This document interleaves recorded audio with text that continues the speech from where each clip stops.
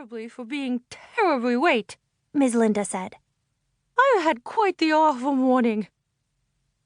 Of her 27 students, including Earl the hamster, 25 of them were present. Santiago Sniffles Santos was not at school. He had a terrible flu.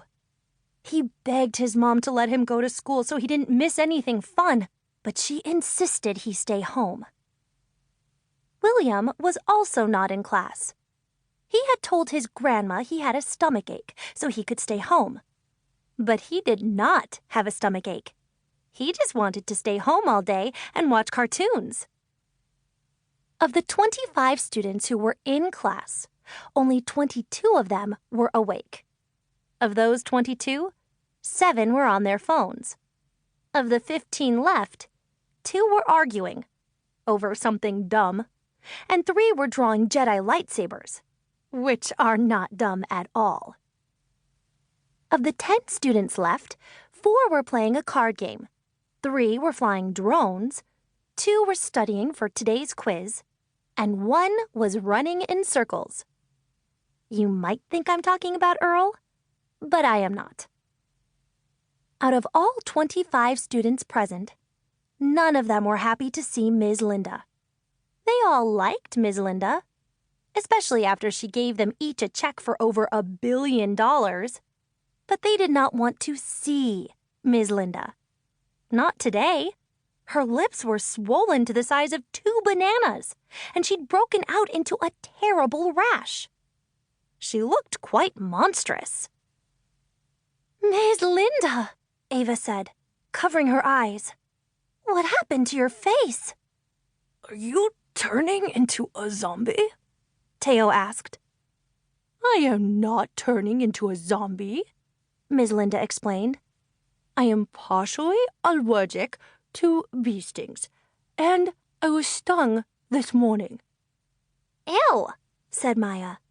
"Gross," said Madison. "Votre visage est horrible," shouted Hugo, who was from France and spoke only in French. "That's enough, children," Ms. Linda said. "Let's not waste any more time. You're here to learn, and I am here to teach. Today I found a golden lamp." "You mean a golden lamp," corrected Olivia. "That's what I said. A golden lamp," repeated Ms. Linda.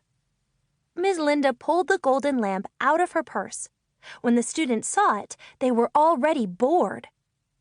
"That lamp doesn't even have a plug," said Mark. "How's it supposed to work?"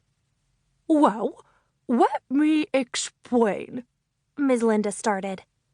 Noticing how dirty the lamp was, she gave it a hard rub with the palm of her hand. There was a loud crack of lightning and a poof of purple smoke.